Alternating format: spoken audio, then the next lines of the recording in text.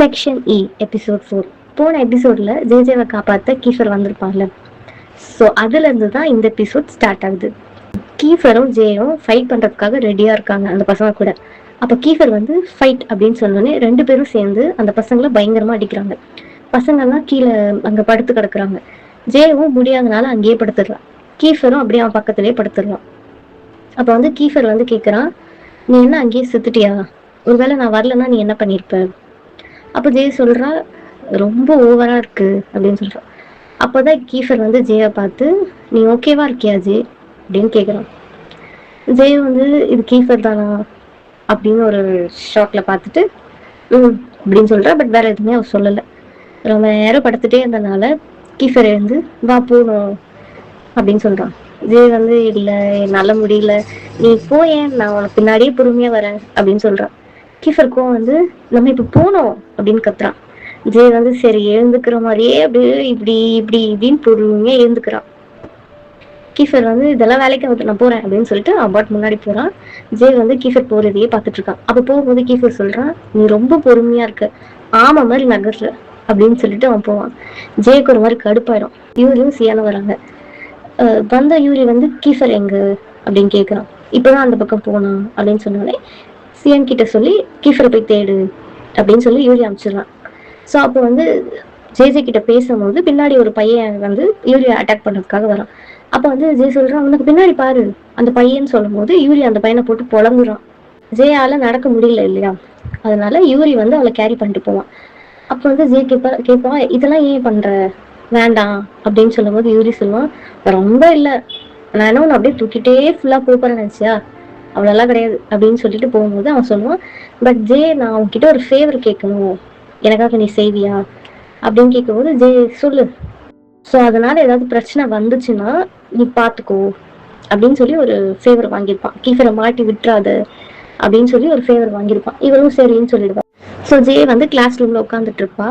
So அவளுக்கு மனசுக்குள்ள நிறைய தாட்ஸ் இருக்கும். ஏன் கீஃபர் வந்து நமக்கு ஹெல்ப் பண்ணா, ஏன் யூரி இது பண்ணா, அதெல்லாம் அவன் நினைச்சிட்டே இருப்பான். பட் ஸ்கூல் சுத்தி பார்த்தா ஜோரா மழை பெய்யும். பசங்கள்லாம் வந்து அந்த மழையை பார்த்துட்டு இருப்பாங்க. அந்த இடி மின்னல் அதெல்லாம் பார்த்து பசங்க எல்லாம் பயப்படுவாங்க, என்னடா இப்படி அடிக்குது மழைன்னு. அப்போ வந்து ஜே முன்னாடி உட்காந்துட்டு இருக்காள். அவ அப்படியே பின்னாடி திரும்பி கீஃபரை பார்ப்பான். கீஃபர் வந்து அவ பாக்குறான்னு தெரிஞ்சு வேணும்னே வேற எங்கேயோ பார்ப்பான். அப்போ ஜே நினைப்பான், அவன் எனக்கு உதவி பண்றான், எனக்கு இவ்வளவு பண்ண ஏன் நான் அவாய்ட் பண்றான் அப்படின்னு அவனுக்கு ஒரு மாதிரி புரியாமே யோசிச்சுட்டு இருப்பான்.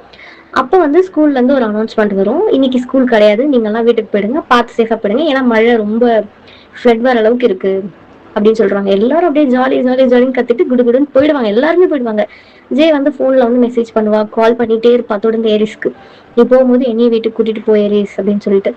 பட் அவளுக்கு எந்த ஒரு ரெஸ்பான்ஸுமே வராது ஏரிஸ் கிட்ட இருந்து. எல்லா பசங்களும் போயிடுவாங்க.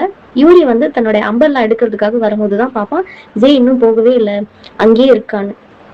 போய் கேட்பான் ஜே கிட்ட, உனக்கு என்ன இங்கே இருக்கணும்னு இருக்கா, உனக்கு தனியா இருக்க ரொம்ப பிடிக்குமா அப்படின்னு சொல்லிட்டு, இல்ல இல்ல சாரி சார் நான் கவனிக்கவே இல்லை, நானும் வரேன் அப்படின்னு சொல்லிட்டு ஃபர்ஸ்ட் ஜே தான் வெளியில வரா. யூரி வந்து டோர் பூட்டும் போது அவங்க பயமுறுத்துறான். யூரியும் பயந்துடுறான், ஏன் இப்படி பண்ண அப்படின்னும் போது, இல்ல இல்ல சாரி சார் நான் சும்மா விளையாட்டுக்கு தான் பண்ணேன் அப்படின்னு ஜே சொல்றான். அப்ப வந்து ஜே யூரியே பார்த்துட்டு சொல்றான், உனக்கும் கீஃபருக்கும் ஏதாவது ரிலேட் இருக்கா, ஏதாவது சம்மந்தம் இருக்கா அவங்க 2 பேருக்குள்ள. அவன் ஏன் கேட்கும் போது சொல்றான், நீ பேசுறது, உன்னோட பிஹேவியர், நீங்க 2 பேரும் ஆக்சுவலி ஒரே மாதிரிதான் இருக்கீங்க நீங்க பண்றதெல்லாம் அப்படின்னு சொன்னோடனே ஃபர்ஸ்ட் அவன் பெருசா எடுத்துக்கல. பட் தொடர்ந்து ஜே அதையே சொல்ல சொல்ல சொல்ல, நீ ஏன் இப்போ அவனை அவ்வளோ அப்சர்வ் பண்றதுனால தானே உனக்கு அது தெரியுது. பட் ஜே அது கண்டுக்காம திருப்பி திருப்பி சொல்ல சொல்ல சொல்ல அவனுக்கு ஒரு மாதிரி கடுப்பாயிடுது. மழை ரொம்ப பெய்யறதுனால யூரி வந்து ஒரு ஷார்ட்கட்ல கூட்டிட்டு போவான் ஜே. அவன் சொல்லுவான், நான் இது வரைக்கும் இந்த ஷார்ட்கட்ல வந்ததே இல்லை, புதுசா இருக்குன்னு. அந்த இடம் கொஞ்சம் மண்ணு சேராதான் இருக்கும். ஸோ அப்போ ஒரு பலகை இருக்கும், அது மேல ஃபர்ஸ்ட் யூரி நடந்து போயிடுவான். ரொம்ப பெருசா இல்லை, ரொம்ப சின்னதுதான். அது மேல அவன் நடந்து போயிடுவான். ஸோ பின்னாடி ஜே வரும்போது அவன் சொல்லுவான், கீஃபர் 2.0 மாதிரி இருக்க நீன்னு சொன்னாலே அவனுக்கு ஒரு மாதிரி கோவம் வந்துடும். ஓ நான் கீஃபர் 2.0வா, ஆமா அப்படின்னோடனே அந்த பலகையை இப்படி தள்ளி விட்டுருவான். அவன் கத்துவான், ஏன் இப்படி பண்ண, நீந்தி வா அப்பதான் உனக்கு புரியும் அப்படின்னு சொல்லிட்டு அவன் போனோடனே அவ வந்து, ஐயோ என்னை காப்பாத்துங்க, நான் சாக போறேன், எனக்கு என்ன நடக்கும்னே தெரியல, என் காலெல்லாம் உள்ள போகுது, நான் செத்துரு போறேன், என்னை காப்பாத்துங்கன்னு கத்துவான். அப்ப வந்து யூரி வந்து சரி மதிக்காம போலான்னு போகும்போது அவன் ஒரு ஸ்டெப் இருக்கும்போது அவன் அப்படி கத்துவான். ரொம்ப ரொம்ப இதுவா கத்தும் போது அவனே வேற வழி இல்ல, இன்னும் ஸ்டூப்பிடா இருக்காளே அப்படின்னு சொல்லிட்டு அவன் ரிட்டர்ன் வருவான். நீ எதுக்கு இப்ப ரிட்டர்ன் வந்த உதவி நான் கேட்டேனா அப்படின்னு சொன்னோடனே யூரி வந்து கத்திட்டு புடி ஃபர்ஸ்ட் நம்பர்ல புடி அப்படின்னு சொல்லிட்டு கொடுத்துட்டு அவளை தூக்கிறதுக்காக போவான். அப்ப வந்து அவன் சொல்லுவான், நீ என்ன பண்ற, நீ முதல்ல புடி, இங்க இருந்து தூக்கி பக்கத்துல நிக்க வைக்க போற அப்படின்னு வந்து சொல்லுவான் யூரி. அவளுக்கு ஒண்ணுமே புரியாது. அப்ப வந்து அவன் சொல்லுவான், ஜப்பானீஸ்ல சொல்லுவான், அவன் ஒரு ஒரு வேர்டு சொல்லுவான். அப்ப வேற என்னமோ நினைச்சிட்டு மாடா மாடா மாடுனா மாடு எங்க, ஆக்சுவலி அவன் வந்து ஸ்டூபிட், அறிவே இல்லையா அவனுக்கு அப்படின்னு அவன் சொல்லியிருப்பான். பட் அவளுக்கு அது என்னன்னே தெரியாம அப்படி மாடா மாடு எங்க இருக்குன்னு தெரியணும்னு இவனுக்கு ஒரு மாதிரி கடுப்பாயிடும். ஸோ அவ பார்க்காத நேரத்துல தூக்குனனால ரெண்டு பேரும் அந்த சேர் சக்கத்திலேயே விழுந்துருவாங்க. அப்ப வந்து ஜெய் வந்து சாரி சாரி சாரி அப்படின்னு சொல்லும் போது இவரி வந்து முதல்ல எழுந்துக்கிறியா, எனக்கு அப்படி டென்ஷன் ஆகுது அப்படின்னு சொல்லும் போது கரெக்டா இவரை எழுந்துக்கும் போது ஜே கால் பட்டு இடிச்சிடும். யூரி வந்து ஐயோ அம்மா அப்படின்னு கத்திட்டு நடக்க முடியாம நடந்து போவான். ஜே வந்து ஐயோ சாரி சாரி யூரி அப்படின்னு சொல்லிட்டே வருவான். ஸோ வந்து ஒரு ஓரத்துல ஜே வந்து நின்றுட்டு இருப்பா. திருப்பி அந்த கால் பண்ணிட்டே இருப்பா ஏரிஸ்க்கு, ஏரிஸ் எங்க போயிட்டானா என்ன ஆச்சுன்னு. அவன் கொடுத்துருப்பான்ல யூரி கொடுத்த கொடை ஆக்சுவலி உடஞ்சு போயிருக்கும். அதை வச்சுட்டு அவள் பார்த்துட்டு இருப்பா. ஒரு கையில போனும் ஒரு கையில கொடையும் வச்சுட்டு அவள் வெயிட் பண்ணிட்டே இருப்பா. ஃபோன் பண்ணிட்டே இருப்பா, ஏரிஸ் எடுக்கிறானான்னு. ஸோ அப்போ அந்த பக்கமா கார் வரும். அந்த கார்ல யூரி இருப்பான். ஜெய பார்த்தோன்னே அவனுக்கு என்ன தோணுச்சுன்னு தெரியல. சரி நீ வா, நான் உன்னை கூட்டிட்டு போறேன், உங்க வீட்டுல விட்டுறேன் போது ஜெய் வந்து நான் உங்ககிட்ட ஹெல்ப் கேட்கல, பட் இருந்தாலும் பரவாயில்ல ஓகே அப்படின்னு சொல்லிட்டு ஃபர்ஸ்ட் கார்ல வந்து உட்கார்ந்தோடனே அவளுக்கு ஒரு மாதிரி விடுது. ஏன்னா அந்த கார் ஃபுல்லா அவ்வளோ ஏசி. அதை பார்த்துட்டு அவனுக்கு அது புரிஞ்சதோடனே அந்த ஏசியை வந்து அவன் ஆஃப் பண்றான். இவன் டிரைவ் பண்ணிட்டு கொஞ்ச தூரம் போனோடனே தான் நோட் பண்றான், அவன் நல்லா தூங்கிட்டான். அந்த மழைக்கு அந்த காருக்கு அவன் நல்லாவே தூங்கிட்டான். ஸோ வந்து அவன் ஒரு ஒரு ஹோட்டலுக்கு கீழே எடுத்துட்டு போய் அவன் காரை பார்க் பண்றான். ஸோ அப்போ இறங்குன்னு சொன்னோடனே தான் அவன் இறங்கி போறான். அப்போ வந்து அவன் கேட்குறா, இது என் வீடு இல்லையே அப்படின்னு கேட்கும்போது அவன் சொல்றான், இல்ல ஆக்சுவலி நான் உன் வீடு வழியா தான் போய் உன்னை விடணும்னு தான் நினைச்சேன். பட் அங்க நிறைய தண்ணி இருக்கிறதுனால என்னால அங்க விட முடியல.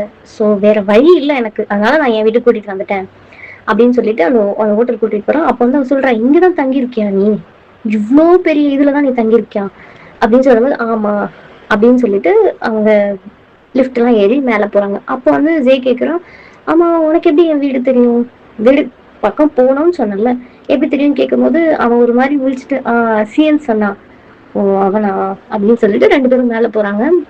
மேல போய் அவன் ஃபர்ஸ்ட் சோஃபால போய் உட்காந்துறான். ஜெய் வந்து அப்படியே இப்படி நின்றுட்டே இருக்கா. உட்காரு ஜெய் அப்படின்னு சொல்லும் போது அவன் சொல்றான், என்னோட ட்ரெஸ் எல்லாம் இன்னும் ஈரமா இருக்கு, நான் உட்காரலாமா அப்படின்னு கேக்குறான். உட்காரு, நான் தான் சொல்லிட்டேன்ல உட்காருன்னு. இல்ல ட்ரெஸ் ஈரமா இருக்கு, நான் உட்காந்துட்டு அதுக்கப்புறம் அது நாஸ்தி ஆயிடுச்சுன்னா நீ என்கிட்ட காசு எல்லாம் கேட்க கூடாது, ஏன்னா என்கிட்ட ₹1 கிடையாது அப்படின்னு சொன்னது யூரி டென்ஷன் ஆயிடுவான். உட்காரியா அப்படின்னு உடனேதான் அவன் உட்காருவான்.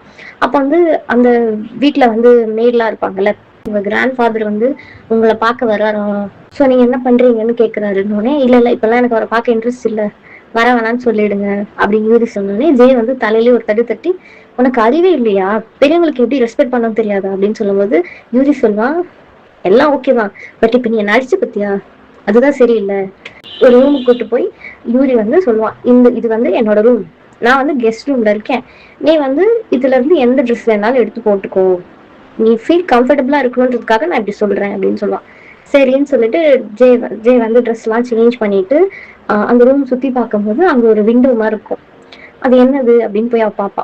பார்க்கும்போது அந்த ஷர்ட் ஓபன் பண்ணா அவளுக்கு அந்த ஃபுல் சிட்டியே தெரியும். ஸோ அதை பார்த்துட்டு அப்படியே வா செம்மையா இருக்குல்ல, இப்படி இவ்வளோ பெரிய விண்டோ இருக்குன்னா அவன் எப்படி தூங்குவான், சூப்பரா இருக்குல்ல அப்படின்னு அவ அதையே பார்த்துட்டு இருக்கும்போது யூரி வருவான். ஸோ யூரி கிட்ட அவ கேட்பா, உங்க அப்பா அம்மா எல்லாம் எங்க இருக்காங்க, இந்த மாதிரி ஜப்பான்ல இருக்காங்க.